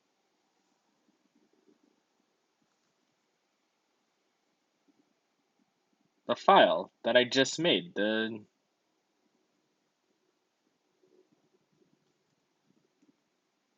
in the right partition. Right? What the? Oh, no. It's SC3. I'm sorry.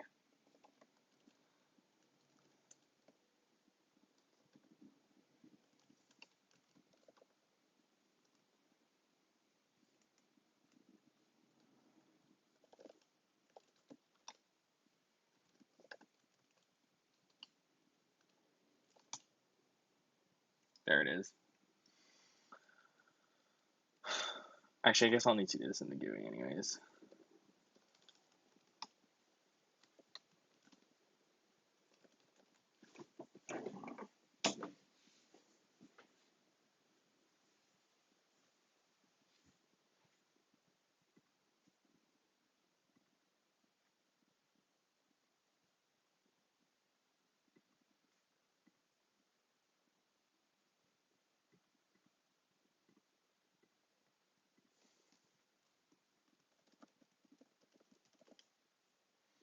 I'll probably need to add an account.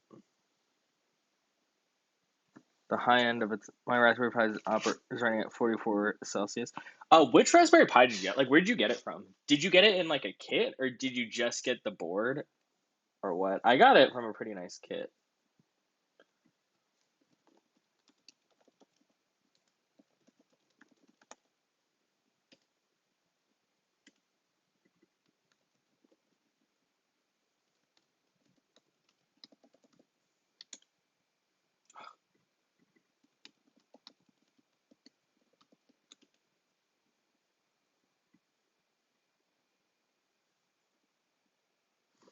Which kit did you get?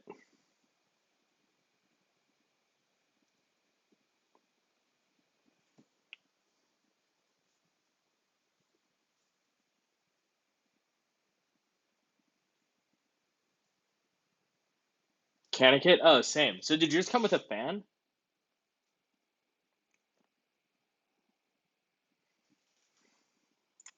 Where's like the root directory? Oh, here it is. Mount.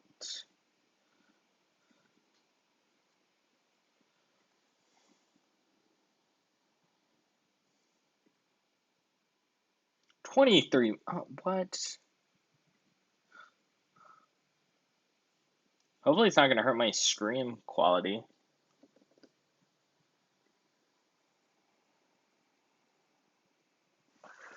Yeah, so my fan keeps it all nice and cool, so I can even overclock it if I want to.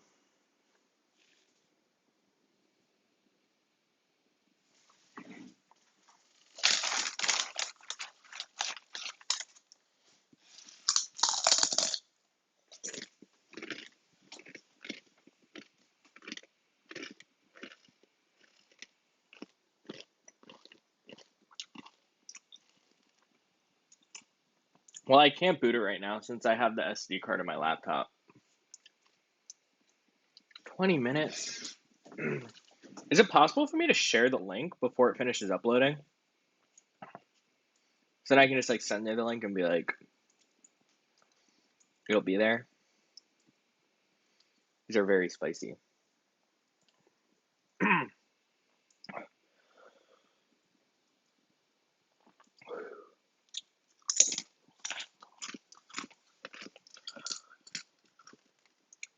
Oh.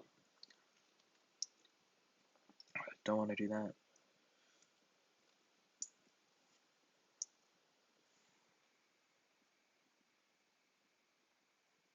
Could have put it in a folder. That's super smart.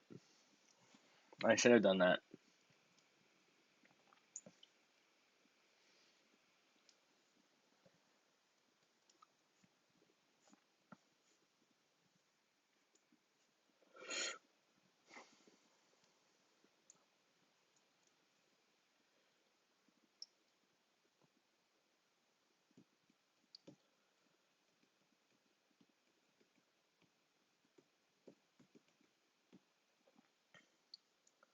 Oh, is he doing a commentary of his run?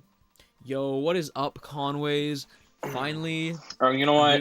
I'll add this to my watch later. I'm sorry. This is a tech stream. We're not gonna watch anything about Mario right now.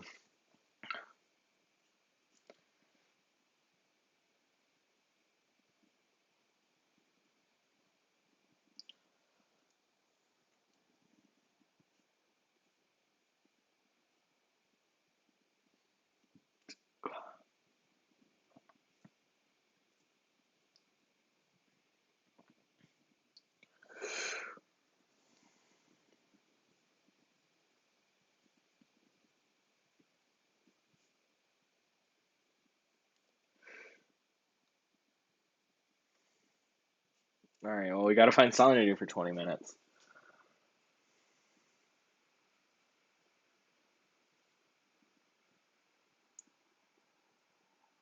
Now, Apple already refreshed the AirPods earlier this year, but only with an extra hour of talk time and a wireless charging case accessory. And in our review, we asked Apple to address some of the other annoyances that we have with their original iconic design. And believe it or not, guys, Apple actually listened to us. I mean, Obviously, they couldn't admit something like that publicly. Imagine the scandal, but Tim, Yo, what hat is he I wearing? see you watching out there. You want to learn about our sponsor. If you're looking to get more performance, treat yourself to GeForce this holiday season with an Origin PC powered by GeForce RTX graphics. The thermals Check in it there out look at the link awful. below to learn more. Is this water cooled? If this isn't water cooled, then that's really bad. Oh yeah, it has a liquid cooling, so maybe it'll work out.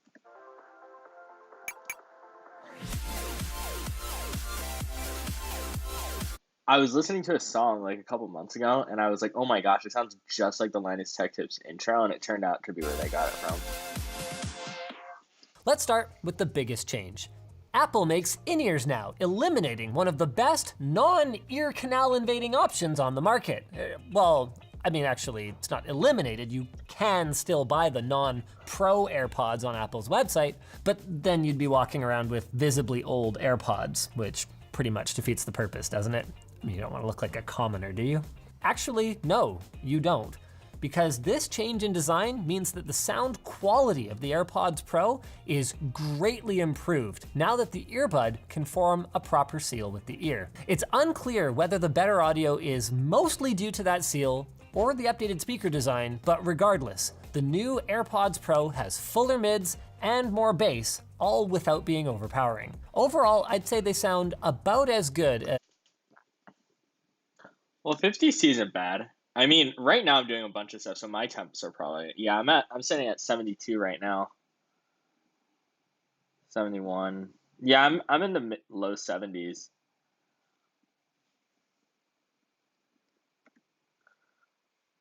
speaker design, but regardless, the new AirPods Pro has fuller mids and more bass, all without being overpowering. Overall, I'd say they sound about as good as some of the other wireless earbuds that we... Earbuds? This is what happens when I can't hear myself talk. I put these in. Overall, they sound about as good as some of the other wireless earbuds we...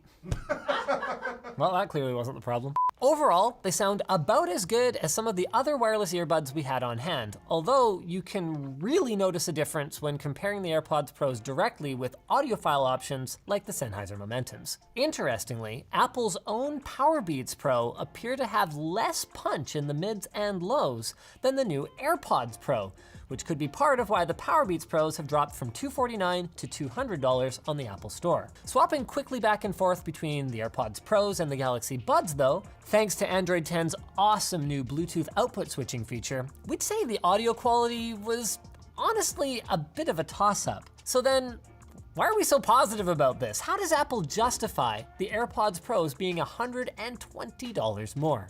Well, part of the answer is that the AirPods Pro have active noise cancellation, a new feature that Apple invented just for this product. Sorry, no, that's been a thing for a long time, but you wouldn't actually guess it based on Apple's marketing, which calls the AirPods Pro a new class of headphones. In case you're not in the loop, headphones with ANC use outward-facing microphones to detect consistent external sounds like background noise. They then create an equal and opposite audio signal, which cancels out the first one. It usually works great in environments that are noisy in a consistent way, like the cabin of an aircraft, but when it comes to unpredictable, punctuated sounds like human voices, it tends to struggle. Where Apple says that they've innovated is by also equipping the AirPods Pro with inward-facing microphones to detect sound inside your ear canal to ensure that the active noise cancellation is working correctly. Apparently the AirPods Pro sample audio 200 times per second and then adjust the ANC so you're only hearing what you're supposed to hear. Now, granted, to my knowledge, there's only one other pair of in-ear wireless earbuds on the market with active noise cancellation, and that's the Sony WF-1000 MX3s. So, while the AirPods Pros may not be breaking entirely new ground, they're certainly entering a somewhat exclusive club and probably introducing this concept to millions of consumers for the first time. So is it any good? Well, for a first effort, I will say, you know what, forget it. Not just for a first effort. The ANC on the AirPods Pros is pretty fantastic. It activates as soon as you put them in, even if you haven't paired them to anything yet, and hearing the sound of the world just kind of get sucked away is always cool. It's like those scenes in movies where the protagonist realizes something totally crazy. Like, wait, this is an Apple product that I like. Now, of course, this feeling is similar to the effect that you'll have heard if you've used full-size headphones with ANC before. But it's also different in a way that's kind of hard to describe. Like, there's something special about having that ANC effect while only feeling a small pressure in your ear canals instead of a giant clamp on your head. I also found that the brain pressure sensation that some people describe feeling while using noise cancellation was very subtle on these compared to many of the over-ears that I've used in the past, perhaps due to Apple's included pressure equalization vents. Another huge plus for the AirPods Pro is comfort. Many wireless earbuds, including Apple's own Powerbeats Pro, use hooks, braces, and rubber doohickeys in order to secure themselves in place, leaving you feeling like there's a small creature kind of holding onto the side of your head for dear life. But the AirPods Pro, much like their non-in-ear cousins, almost seem to just kind of rest or float in your ear.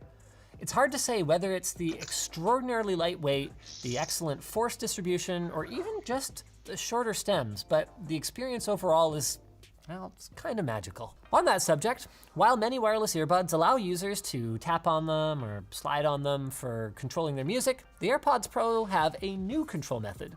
You pinch the force sensor in the AirPod stem once, short or long, twice, or 3 times, with the default being a long press for transparency mode, but that can be reconfigured to summon Siri if you're not comfortable with being like, "Hey Siri," to no one when you're walking around in public. You can also turn ANC features off altogether by long pressing on the volume slider, but not on the AirPods Pros, but rather in the iOS Control Center. There's no such option on Android, I'm afraid, and there are a handful of other Android pleb inconveniences, including no first-party battery life reporting or support for remapping the force sensors to summon Google Assistant. Fortunately though, for us plebs, Android is infinitely customizable, and there's an app for that. And honestly, we think there's a good reason to go through the hassle of tracking down an app. The AirPods Pro give up nothing of the everyday usability of the regular AirPods, though with that said, ANC does cut your per charge listening time down by half an hour, and they otherwise improve on them in every way. And while you could say, well, the case is bigger and that kind of sucks, I actually disagree.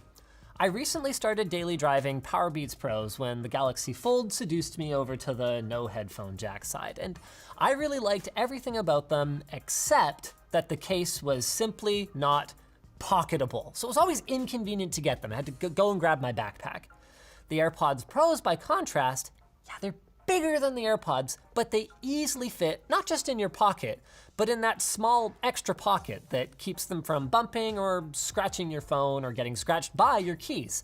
So they're bigger, but they're just as compact as a rolled up pair of wired earphones anyway, and wireless charging feels pretty much like chucking my earphones onto my nightstand, so this size has made the transition a lot easier. If I had to make a decision based on price though, well, the Galaxy Buds are that's similar good. Probably what sounding you'd say. and just over $100 if you can live with some audio, a lot easier. If I had to make a decision based on price though, well, the Galaxy Buds are similar sounding and just over $100 if you can live with some audio latency issues. And the Anker Sound Core Liberty 2 Pros are a better sounding option for $100 less if you can live without ANC or social status. And that's kind of it in a nutshell. I could recommend a dozen other things, but every single one of them would have a caveat. In my opinion, these are hands down the most refined combination of sound quality, comfort, and ease of use, and they are absolutely my go-tos at this point. Even if that's only because dbrand paid for them for me. Just like they paid for this message from our sponsor, dbrand. dbrand is your source for awesome textured vinyl skins. They're available for laptops, phones, tablets, consoles, controllers, even AirPods cases, and more. They're made from high quality 3M vinyl that's true texture. Their patented adhesive is guaranteed to leave no residue on your shiny device if you want to change the skin. Their uncompromising precision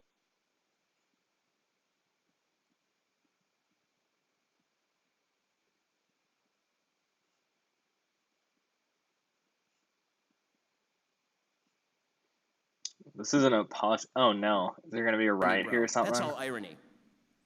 This is the kind of stuff some of these folks are saying. For the record, by the way, just so the facts are on the record, according to Henrik. All right, that's enough politics for one stream.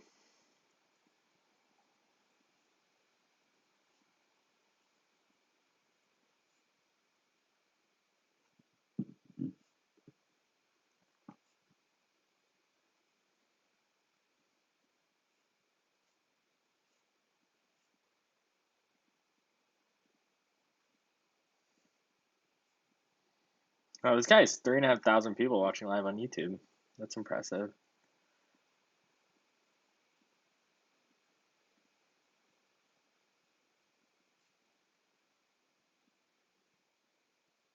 Oh. All right, I may just hop off now and like just because and like set a timer or something and try to for when that's gonna be done because I don't want to stick around for all that. It's so late. How long have I been streaming? Just because and like set a timer or something and 2 hours. Oh, that's actually not as long as I thought I was streaming for. I don't want to stick around for all that. It's so late. How long have I been streaming? Just who are we gonna raid?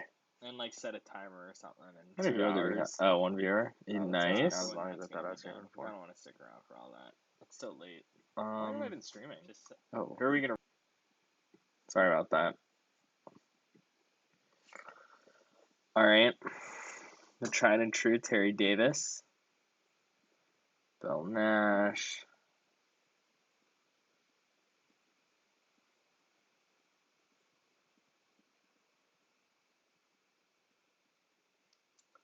We could raid him.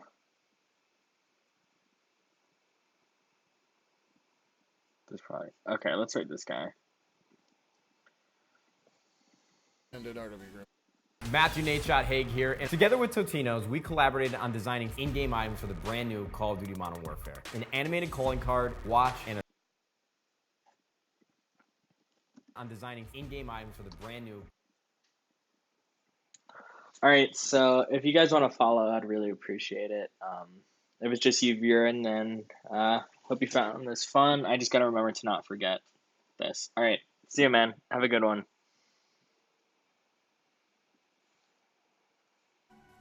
But, yeah. Do I have anything running? Oh, I still have my discourse image. Okay, I'm glad that didn't kill that. Oh, it's running even. Oh, boy. I started playing, obviously, 2 months ago. I started playing around with the discourse because apparently discourse, you can get a free hosted discourse for open source projects.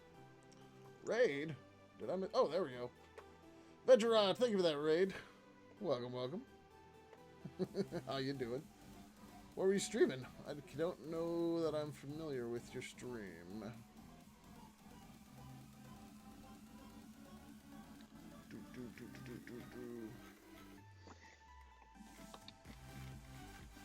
Yeah, so what were you up to?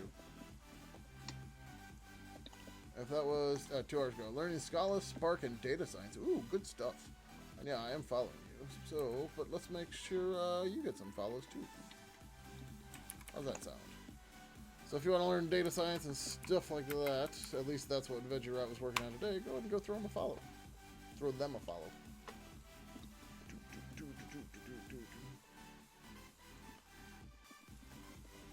Alright. So we were going to go look at why we had an error. Had a warning message. Oh, you're very welcome. You normally do OS development, Linux from scratch, or doing data science or something. Gotcha. What? Why Linux from scratch, if you don't mind me asking?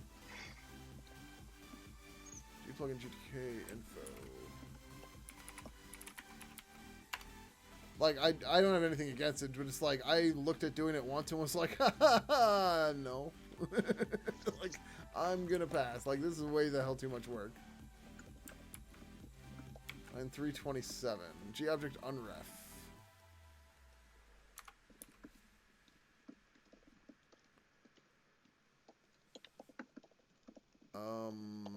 Why don't I just get rid of this?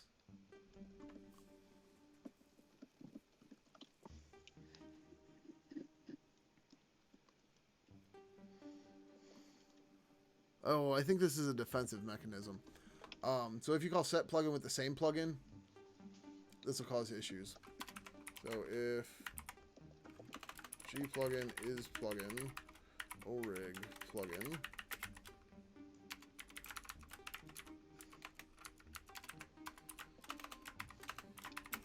now free the original plugin. This is done after the swap in the event that someone called us again with the same plugin.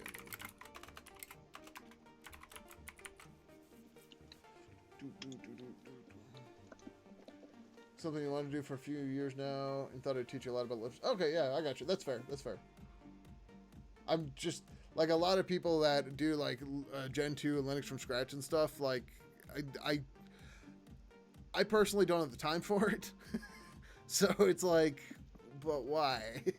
that's where I end up. You're around 95 hours in. Oh my god. Yeah, like I reinstalled one of the build agents for Pigeon on Sunday. It took me about 20 minutes, and I was pissed that it took me 20 minutes. It's the first time you do it, but I have at least one machine that's entirely built from scratch and maintained in your spare time. It's a good time as another one of your hobbies, I guess. Crazy amount of time. Most of your streams have been trying that. Yeah. Like, I went down to my basement with a USB key, put the latest Debian installer on it, plugged it in, rebooted the machine, went through it, waited till it was done, and then I ran Ansible against it, and it was